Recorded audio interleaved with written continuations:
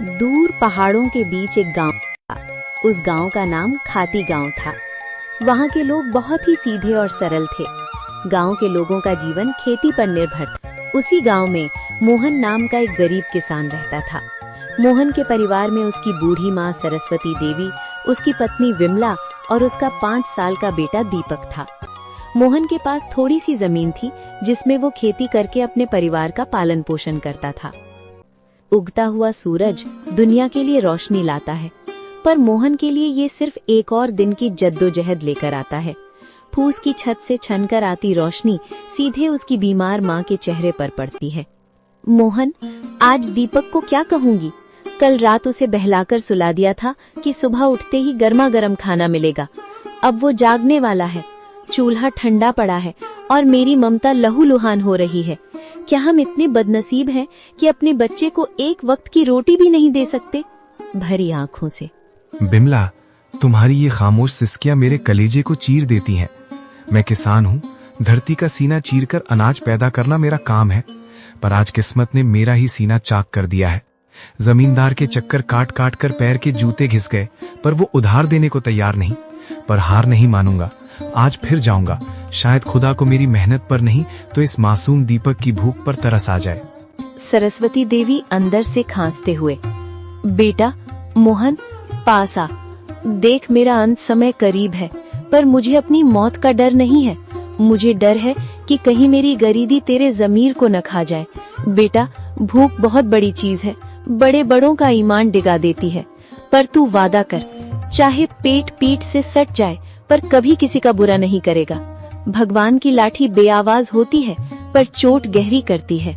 माँ, आपके संस्कार ही मेरी पूंजी है। मैं खाली हाथ लौट सकता हूँ, पर कलंकित हाथ लेकर इस घर में कदम नहीं रखूंगा।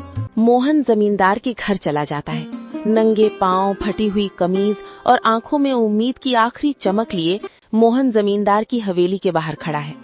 सूरज की तपिश उतनी नहीं चुभ रही थी जितनी पेट की भूख और घर में बीमार माँ की कराह चुभ रही थी।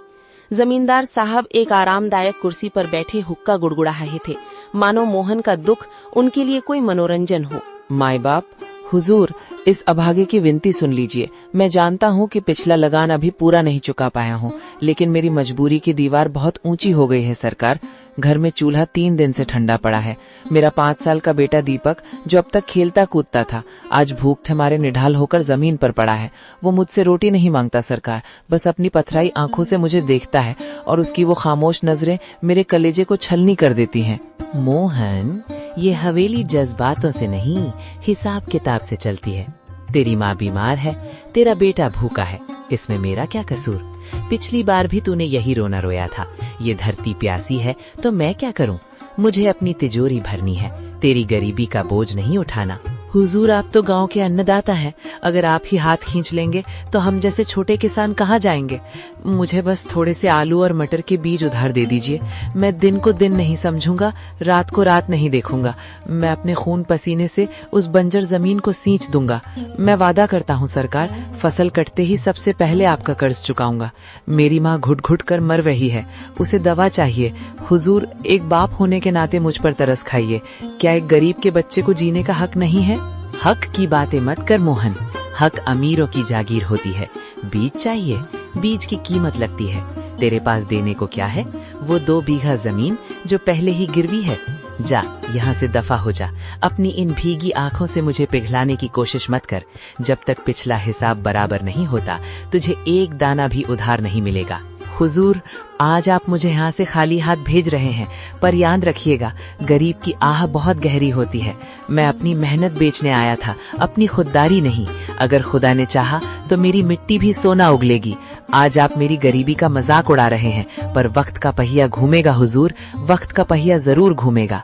मोहन अपनी फटी हुई आंखों में आंसू लिए भारी कदमों से हवेली की सीढ़ियां उतर गया। पीछे रह गई जमींदार की ठहाकों वाली हंसी, जो मोहन के आत्मसम्मान को बार बार चोट पहुंचा रही थी।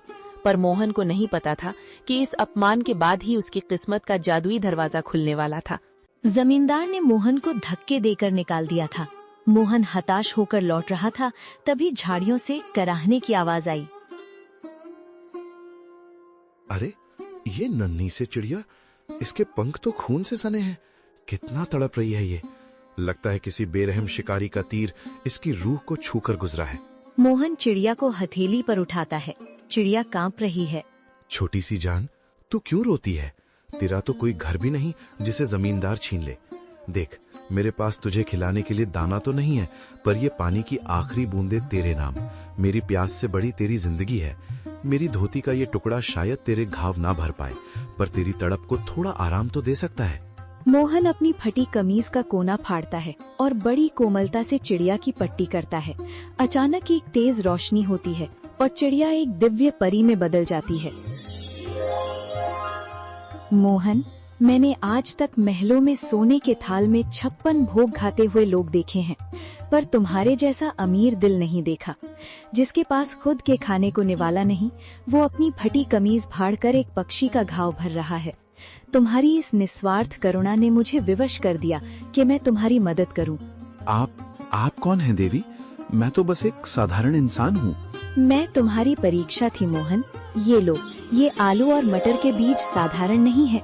इन्हें उस जमीन पर बोना जहाँ तुमने अपनी गरीबी के सबसे ज्यादा आंसू बहाए हैं। ये फसल तुम्हारी तकदीर बदल देगी, लेकिन याद रखना, ये जादू तभी तक रहेगा जब तक तुम्हारे दिल में दूसरों के लिए दर्द रहेगा। जिस दिन अहंकार आया, ये फसल पत्थर बन जाएगी। परी तो एक दिव्य प्रकाश पुंज बनकर आसमान में विलीन हो गई, लेकिन पीछे छोड़ गई मोहन को हक्का बक्का, निशब्द और कांपते हाथों में वो मखमली पोटली थामे हुए। मोहन अपनी जगह से हिल भी नहीं पा रहा था। उसे लग रहा था कि शायद भूख के मारे उसका सर चकरा रहा है और ये सब उसकी कल्पना है। वो बार बार अपनी आँखों को मलता और फिर उस सुनहरी पोटली को देखता। नहीं, ये सच नहीं हो सकता। मोहन, तू पागल हो गया है। भूख और धूप ने तेरे दिमाग पर असर कर दिया है। भला एक मामूली चिड़िया परी कैसे बन सकती है? और ये बीज, ये मखमली कपड़ा, क्या सच में इसमें मेरी किस्मत बंद है, या ये मेरी आखिरी उम्मीद का कोई क्रूर मजाक है? अगर मैंने ये बात घर पर बताई तो बिमला हंसेगी। माँ कहेगी कि बेटा होश खो बैठा है। पर ये पोटली, इसका स्पर्श कितना कोमल है, जैसे किसी ने रूह को सहला दिया हो। वो पगडंडी पर चलते हुए बार बार पीछे मुड़कर देखता, जैसे उसे उम्मीद हो कि वो चिड़िया फिर से कहीं चहकती हुई मिल जाएगी। उसके मन में डर और उम्मीद की एक जंग चल रही थी। पैर थक कर भारी हो रहे थे, पर दिल की धड़कनें किसी अनहोनी की आहट से तेज थीं।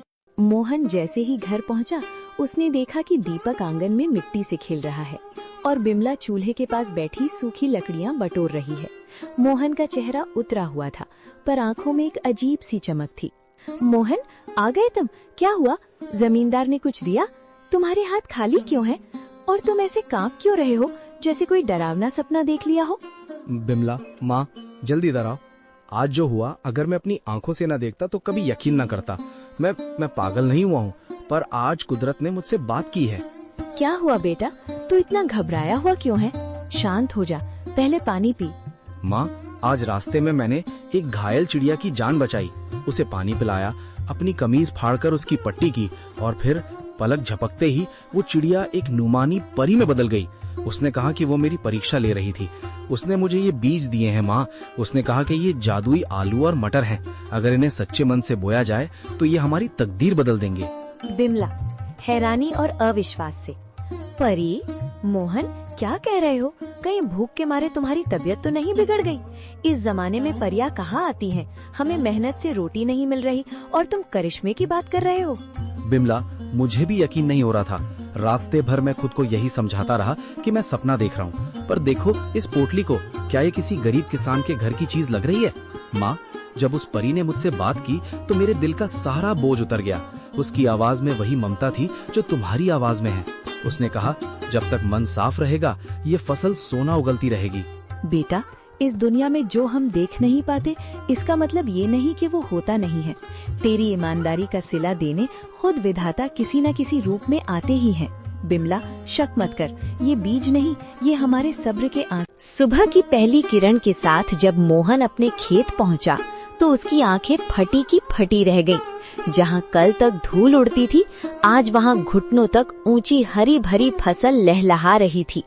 बड़े बड़े चमकदार आलू और मोतियों जैसे मटर के दाने। तभी वहां से काला गुजरा। काला हैरानी और चिढ़ के साथ, अरे मोहन, ये क्या तमाशा है? कल शाम तक तो यहाँ मिट्टी उड़ रही थी और आज एक ही रात में इतनी बड़ी फसल। कौन सा गड़ा हुआ खजाना हाथ लग गया है तेरे? या कहीं शहर से कोई चोरी का माल लाकर यहाँ गाड़ दिया है? नहीं काला भाई, ये ना कोई चोरी है और ना कोई तमाशा, ये तो ऊपर वाले की मेहरबानी है। कल एक घायल चिड़िया की मदद की थी, बस उसी की दुआओं ने आज ये रंग दिखाया है। देख भाई, कितने सुंदर आलू और मटर है, तू भी थोड़े घर ले जा। दुआएं?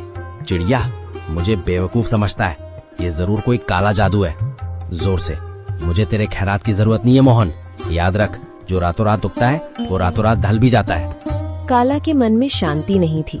वो जानना चाहता था कि मोहन को ये सब मिला कैसे। वो बिल्ली के कदमों से मोहन के टूटे हुए घर के पीछे पहुंचा और खिड़की से कान लगाकर सुनने लगा। अंदर मोहन, बिमला और माँ बातें कर रही हैं। मोहन, मुझे अब भी यकीन नहीं होता, वो सुनहरी परी सच में हमारे लिए फरिश्ता बनकर आई थी।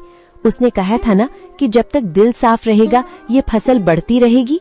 हाँ बिमला, उसने उसी बरगद के पेड़ के पास दर्शन दिए थे जहाँ से मैं रोते हुए लौट रहा था। वो दिव्य प्रकाश, वो ममता भरी आंखें, मैं कभी नहीं भूल सकता। काला भाई को शक हो रहा था, पर उसे कैसे समझाऊं कि ये सब दया का फल है। काला खिड़की के बाहर बुदबुदाते हुए, अच्छा तो ये बात है, बरगद का पेड़, परी और सुनहरी पोटली। अगर उस भीख मंगे मोहन को परी मिल सकती है तो मैं तो उससे कहीं ज्यादा चालाक हूँ। मैं भी कल उसी पेड़ के पास जाऊंगा और उस परी से सब कुछ छीन लूंगा। काला सुबह सुबह उसी बरगद के पेड़ के नीचे पहुंच गया। उसने एक जाल बिछाया और एक चिड़िया के आने का इंतजार करने लगा। उसने सोचा कि वो किसी चिड़िया को घायल करेगा और फिर उसकी मदद का नाटक करेगा। कहाँ है वो परी? ओ चिड़िया, बाहर निकल। देख, मैं तेरे लिए कितने दाने लाया हूँ। बस एक बार मेरे सामने आ जा और मुझे वो मखमली पोटली दे दे।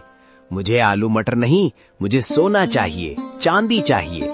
मैं उस मोहन से बड़ा आदमी बनना चाहता हूँ। काला घंटों चिल्लाता रहा, कभी रोने का नाटक करता तो कभी लालच में पेड़ की टहनियां हिलाता, लेकिन वहाँ सन्नाटा छाया रहा। अचानक एक तेज ठंडी हवा चली और एक आकाशवाणी हुई। काला, प्रार्थना हृदय से की जाती है, लालच से नहीं।